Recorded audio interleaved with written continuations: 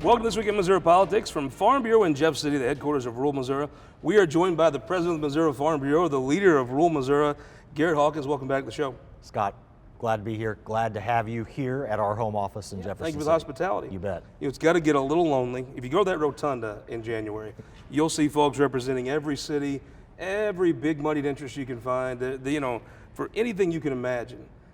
And not that there's no one there for rural Missouri, but there's not, 10-to-1 ratio of us rural folks against city folks? It can feel like it some And you're the days. leader of the one, so it's got to be a little lonely sometimes over there. Well, it can be. I mean, right, Jeff City can be a lonely place Sure. sometimes. But truly, when I walk in the Capitol, when our team walks in the Capitol, it's pretty cool knowing who we're representing, having a presence in every county of this state. It's pretty awesome. It's about the only group that can really say that. Yeah. I'm sure there's members of organization in every county, but have a functioning organization in every county. I can't think of any other group that has that but Farm Bureau. That's right. I mean, I am proud.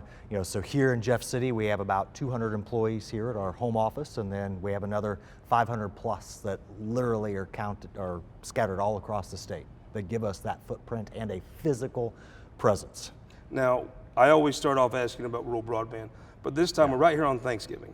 So let's talk about, really Thanksgiving's brought to you by the members of the Missouri Farm Bureau. That's right. This year, Thanksgiving, always a wonderful time. But I think when folks go to the grocery aisle, you're used to seeing things on Black Friday, the shelves be a little loose at a Schnucks or a Town and Country. This year, we've seen empty shelves in July and August. What's the supply chain like for folks that are getting ready to prepare Thanksgiving dinner? Well, you're going to pay more. I think we've been seeing that for some time now, but again, our consumers, we all need to know that we're going to face sticker shock when we go to the store. It's not like we as farmers and ranchers aren't doing our part. Scott, yesterday I just did an interview on school lunch program. It is unbelievable the supply chain disruptions that we have seen all across the board, including within our school breakfast and lunch menus. At home, my school district finally in the last 3 weeks received their first shipment of government commodities. So fruit, canned fruit and vegetables, okay? These things should have been there prior to the beginning of the school year, right? I was up there in North Missouri at Curtis Gregory's farm. He's growing corn and sending it somewhere. When you dive into this, what is the supply chain issues? Well, labor would be the number one issue that we are seeing across the board. I mean, you can't turn on the news or pick up the paper without people talking about both inflation and then what's happening in the labor market, right? The number of job openings. You drive everywhere. There are job openings, including within agricultural processing. So when you go to the store and you're going to pay more for beef, pork, chicken, essentially what we have is not a supply issue, it is a processing issue. Because ultimately, a lot of our processing facilities aren't fully staffed. So what happens when you're not fully staffed? You have to slow intake, right? Is the answer to that you got to raise salaries, which would increase prices again? Salaries are already going up. Yeah. So I don't know what the answer is besides getting people back to work. We've got to have these jobs filled. Speaking of talking about rural health care, I just saw you were at a symposium. It is a time of, normally the state of rural health care is you have to drive to the city. There's some folks talking about ways to change that. What's on the horizon for rural health care? I think a lot of exciting things. So Missouri Farm Bureau, we're a founding partner with BioSTL as they work towards this rural center for health innovation. There are a lot of neat things that are happening across the country, including even in our own backyards here in Missouri. So you look at telehealth and what's happening through a network through Babylon in southeast Missouri that's providing telehealth access to people that and were that's struggling. You get your phone out and you talk to a doctor. That's basically. right. Yep. That's right. At any hour of the day. Or you can drive somewhere that has internet and you can go talk to a computer there, right? That's right. I found out in my home community, we have West Central Community Action Agency that serves a whole number of counties in West Central Missouri. They are partnering with Ford Motor Company on a pilot project looking at how to improve transportation options to help get rural people to providers. There are entities that are looking more of a direct model of helping small employers, including farmers who have a number of employees, work directly with their hospital to help cut And that's why it's important to have somebody from Farm Bureau in these meetings, because I understand it might be a great thing to think, okay, we'll get a computer video monitor set up in Bernie, Missouri. But you don't think about how's a person going to get to that computer. Bingo. It's important to have when the folks are making these decisions, have some from rural Missouri there. To say, well, how would my Aunt Janie get to the computer screen? Well, Scott, here's a prime example. So I'm on our hospital board at home. We're the second smallest critical access hospital in the state, founded by my great uncle and aunt in 1935. Senator Blunt actually visited the hospital yesterday. We have the technology in-house to do telemedicine. Yeah. What we don't have is adequate high-speed internet. Yep. When we did a test last week, we were at 45 megabit per second download and 9 upload. For our patients, we are at 2 megabit per second download and 0.65 upload, which means basically for a patient in the hospital, you don't have high-speed internet access. For telemedicine, we need 100 up and 100 down. And that's what we need. We need access to behavioral health. That's our probably number one need in the rural community, followed by cardiac services. So if we had the broadband bandwidth, we would do telemedicine just like that and expand our services. And it would literally save lives. It would literally save lives. Tell me about annual meeting coming up. We're right on the corner. When you think Thanksgiving, it's usually that first full week of December, right? That's right. 5th through the 7th this year? Yep, that is exactly right. We'll be back together at Lake of the Ozarks or Osage Beach. I couldn't be more excited. And as I have traveled the state for county annual meeting season, over and over, I hear from our county leaders of how excited they are to be back together in person doing the work of this organization. And there will be food and fellowship. That's what we do in the farming community, right? We will celebrate our youth through different contests and competitions, but ultimately the most important thing we're going to do is set course for our organization in the next year when it comes to policy, both in Jefferson City as well as what we're going to carry to American Farm Bureau. I'm looking forward to being down there. It's always fun. Love that folks are actually going to be there and you can talk to them and see their face. Climate policy. I know people mean well, but again, usually you have some real skinny hipsters from the city telling how folks should work. They don't really have a rural Missouri person there to say, well, you know, you can't really do that and eat. That's right. By the nature of who we are, and more importantly, what we do, we deserve a seat at the table for the climate discussion. That's why we are being very proactive. You know, I know how our members feel when it comes to the Kyoto Protocol or the Paris Climate Accord and ultimately what's happening within the United Nations, okay? I know that. But what we have an obligation to do is to make sure that the public understands that we are frontline conservationists providing environmental solutions and benefits every day. And I get asked, well, doesn't it bother you that your cows release methane? Well, you know what? That's one, the way God created them. And number two, you're not giving me credit for everything that's happening on my farm on a daily basis in terms of forage management, doing timber stand improvement to take care of the trees on my property. So we in agriculture take a holistic view. And you know what? Missourians have been on the front lines showing leadership since the mid-'80s when we taxed ourselves to put in place the 1/10 sales tax for state parks and soil conservation. So leveraging federal farm bill programs and doing even more at the state level to do common sense conservation. That's what I get excited about. It's a fine thing to be woke, but once you get woke in the morning, when you have your bacon and eggs, you need a Missouri Farm Bureau member to provide that. Exactly. And if you put it where they can't, be woke, but you'll be hungry. Yeah. I mean, you should be thinking of us at least 3 times a day. Well, we want to thank you. We're going to stick around we got an old friend of yours coming on. We're going to find out if Caleb Jones is going to run for Congress after this. All right, can you stick around for one more? I can't wait. Well, thank you. We'll be right back. But first, go to showmissouri.com. This is Missouri One County at a time. We were down in Lawrence County, the hometown of Jack Goodman, Sam Jones, Mike Moon, where they had the Rebel Flag episode. We got to talk with one of your guys down there, the agent, Skylar Lacey. We had a great talk, all things Lawrence County. Go to showmissouri.com for the history of Missouri One County at a time. We'll be right back with Garrett and his old pal, Caleb Jones, after this.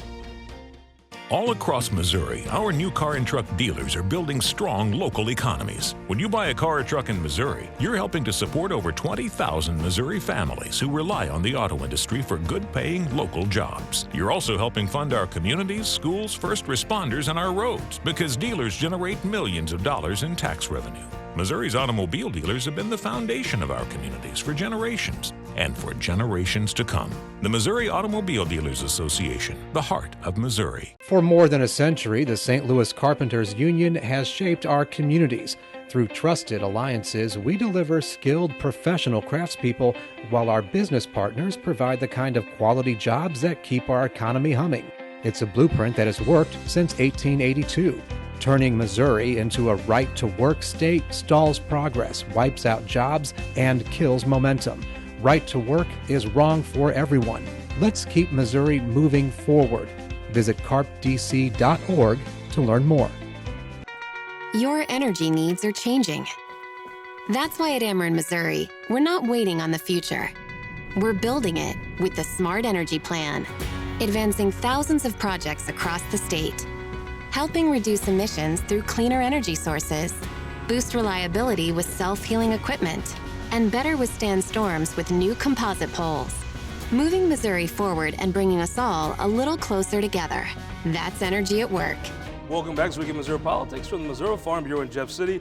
We're now joined by the man I think who probably knows more Missourians by name than anyone except maybe Roger Wilson. Caleb Jones, thanks for joining us. Thanks for having me, Scott. A person, Garrett, I know you're very familiar with, go way back too. Way back. Yeah. Way back. So, Caleb, you're now the executive director of the Association of Missouri Electric Co-ops. How are things at the co-ops? Things are going great.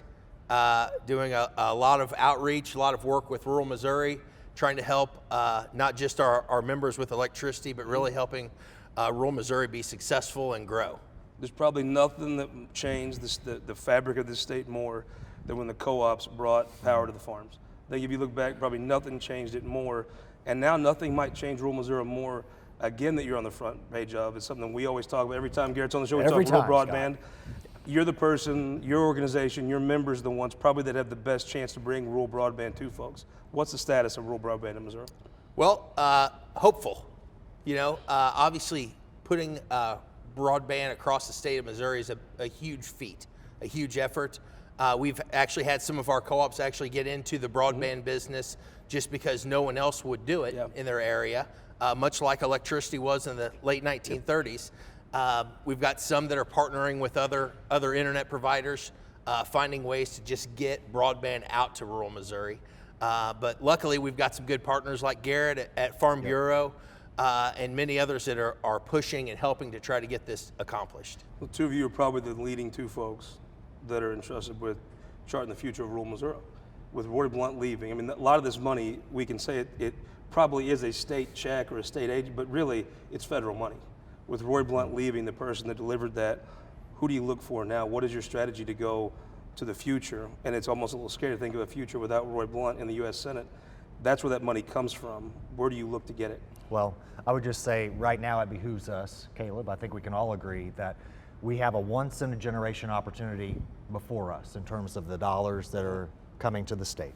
So that's where you've seen Governor Parson and his cabinet really step up to provide leadership. We've seen Representative Lewis Riggs through his interim committee. He has surfaced a lot of issues. There are great discussions, but ultimately we cannot squander this opportunity to deliver for Missourians. You know, I think Garrett hit it dead on. We really have a one-time shot to do this and to do it right. And you know, the question is are we going to do a 5-year fix or are we going to do a 50-year fix to broadband across the state of Missouri? And for us, we think that providing fiber allows an increase as more and more demand for broadband comes out, trying to make sure that we can increase and grow as the rural areas of Missouri grow as well. So that's one of the things we're focused on. You asked who do we turn to? I'll tell you, Scott, and I think Garrett, you'll attest to this, every member of the congressional delegation, Senator Hawley, all of them are very in tune to this, very engaged in this. And this isn't a Republican or Democrat issue. It's really just a economic growth issue and a survival issue for rural areas. To me, it's almost the survival issues. I think every innovation I've ever seen has led folks to the cities. People have left that gravel road that I grew up on, and they go get a job in town. Or they commute 3 days a week or an hour a day one way. Rural broadband, with the COVID the clocks almost struck at the same time, you can now have a job to provide for your family and live on that gravel road and raise your kids in a rural lifestyle like you want. But it goes back to, there was money to run electric to California, right? So a company would run electric in town. There was not there was no profit to be made running that electric out to a gravel road in Montauk County. The only folks that you're only able to do that with government funding, or folks that are willing to operate as a 50-year plan to take a loss. Of your co-ops, I know 2 or 3 of them right here in Central Missouri offer it. What does the government have to do to entice a co-op to make it make sense for them? Well, it's not even an issue of enticing a co-op. It's really enticing someone, anyone, so that it makes sense. I know, our co-ops are not trying to, we're nonprofits, so we're not really trying to profit. We are probably. But you can't just dump money out on something you can't recoup, right? That's right. And the last thing that any of our electric co-ops want to do is put their electric grid at any kind of risk, whether it's through grid modernization or financial, by putting in broadband. So, it costs anywhere from $10,000 to $30,000 a mile to run this, and a lot of our co-ops have 1 or 2 members per mile. So you can do the math on this, that where does it make sense? How do we get this done? The government's going to be a key partner in this, much like in the 1930s with electricity. And I've always said that until the government takes rural broadband serious, it's not going to be available to us, and we're starting to see this.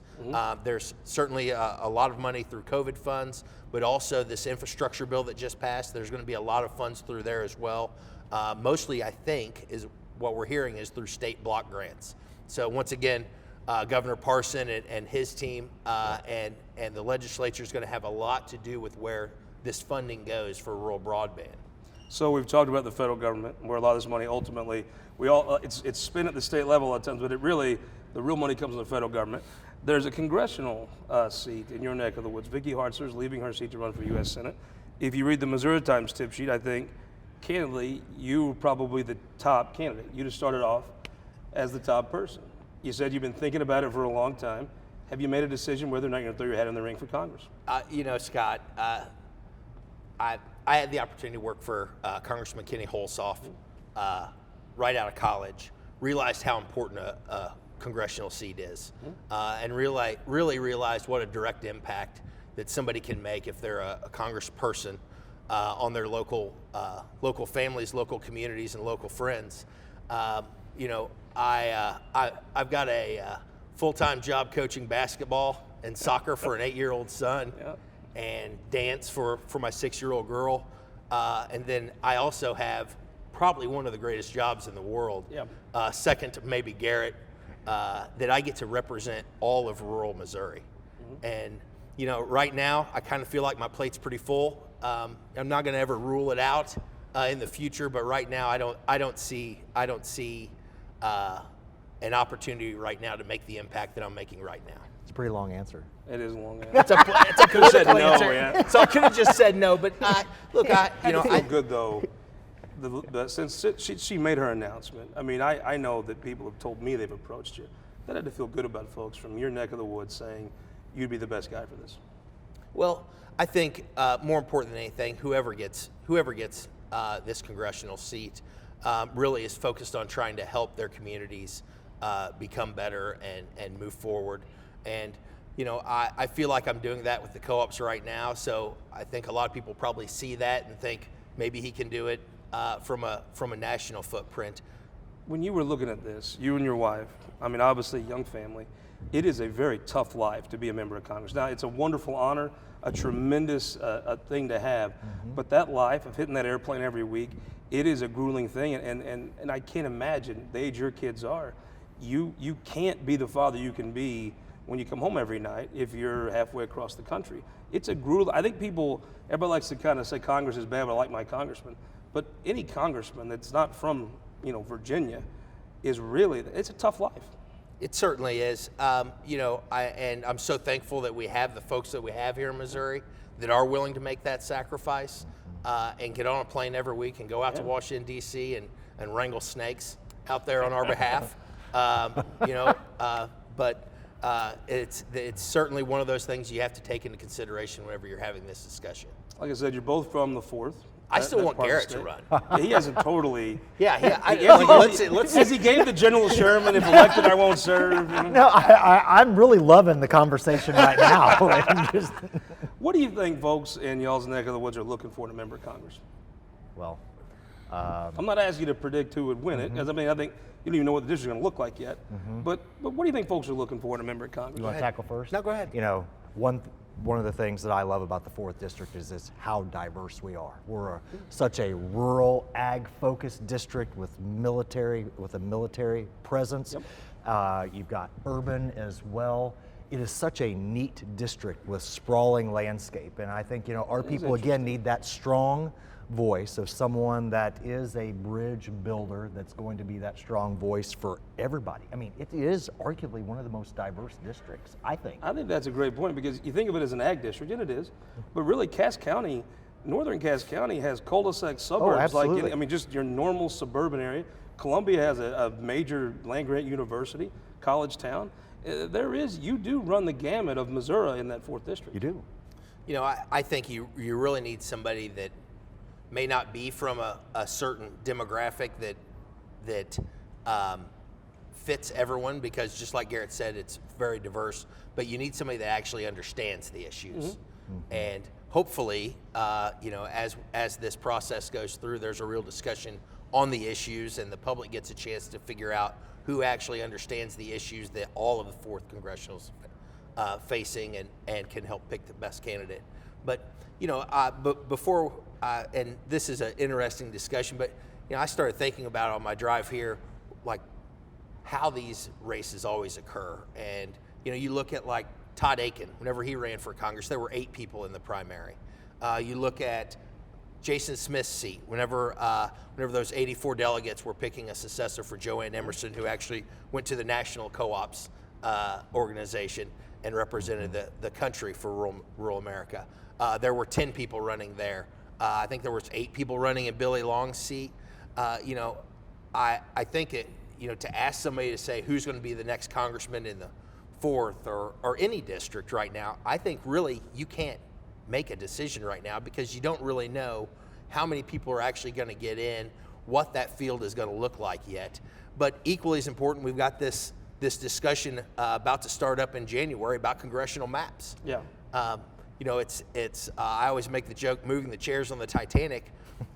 You can do all this stuff right now and make all these changes and file and run, but at the end of the day, you don't know where the congressional maps are going to lay out and what this is going to look like. You were in the legislature the last time when these current maps were drawn, correct? Yes. You were a freshman, but still, you were around it. I get a sense, and I've heard this from some other folks kind of coming to be, when you see Illinois and you see some of the more aggressive gerrymandering, Missouri is starting our process, by comparison, pretty late. This will really begin in earnest in January. By that time, there's going to be a lot of pressure on Republicans to really fundamentally change the maps and maybe change it to where Kansas City has 3 districts kind of coming out of it. Where do you think that ends up at the end of the day? Give me a prediction. Go ahead if you want. Oh, no. Okay. I'm very interested in what you have to say, Caleb. Shocking.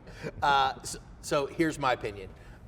Virginia was a huge night for the Republican Party, but let's not leave out New Jersey either. The president of the New Jersey Senate actually got voted out of office by an over-the-road truck driver who had less than $400 in his campaign account. The president of the New Jersey Senate, I think he got voted out of office, and he still had close to $1 million in his campaign account. This tide that is going on is very loud. People are starting to actually get a lot more engaged in asking who these people are representing me. And I think COVID has helped a little bit of that as well. But this trend is certainly going to have a large effect on these maps that are being drawn. I think you're going to see a lot of folks from Washington, D.C. and from the national platform start to get involved, especially here in Missouri, because we are one of the last ones to build out these congressional maps. So I think we're going to see a lot more involvement from national Democrats, national Republicans, in a push to try to have this either be a 7-1 or I think they said a 6-1-1 or a 6-2 or whatever. So if you ask me, I think we're going to see a lot more pressure before any decisions are going to be made, and it's certainly going to have a direct effect on the maps. I think it's a great point. You know, we talk about Trump, right? And you say, well, Trump, everybody was kind of bamboozled by Trump or hypnotized by Trump. New Jersey folks don't fit that. I think Donald Trump might have been just as much a guy that got in the current that was already flowing of kicking out a president of the Senate for an over-the-road truck driver. And I think maybe because he's been off the internet, off Twitter, in New Jersey, I don't think any of these candidates had him campaign for them. I think the sentiment of what elected Trump may still be there, even if he's not around. Certainly, I think the message that's out there is still there. I think that President Trump, whenever he was in office, brought up some discussions that probably weren't discussed before now. Yeah. Really, I mean, he took on some issues like education that nobody else is really willing to face. Well, I think they're willing to face it now. Certainly. After Virginia, it'd be louder. It'd be interesting. You know, a lot of Democrats, obviously Trump could be a jerk. And he almost embraced it a lot of times. But really, you know, like his tariff policy. Dick Gephardt worked his whole life to do what Donald Trump did. I mean, Donald Trump was, I don't think you could ever say he was your boxed in right-wing traditional Republican by any sense. I think he might have been more of an emblematic piece of culture that I don't see it. When you go to Farm Bureau meeting, do you see folks talking any different than they did 5 years ago? No, absolutely I don't not. either. You know, you bring up trade and tariffs. You know, I had the chance to visit with a former official from USDA that served during the Trump administration as the lead on trade. And you know what? It was a tough time, especially for those in row crop agriculture. But ultimately, the president left us in better shape. We have a better trade relationship with Mexico and Canada, arguably, because we got tough.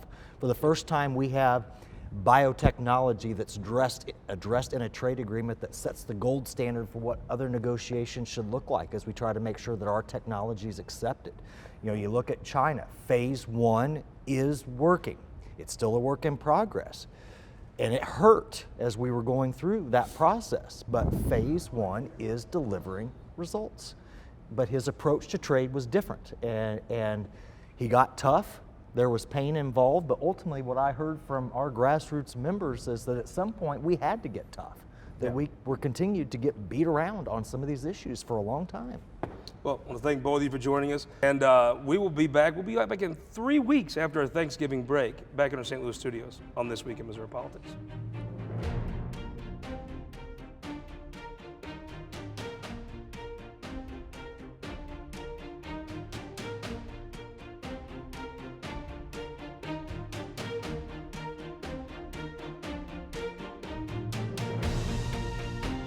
This Week in Missouri Politics, sponsored by the Missouri Association of Career Fire Protection Districts, Spire, and Sterling Bank.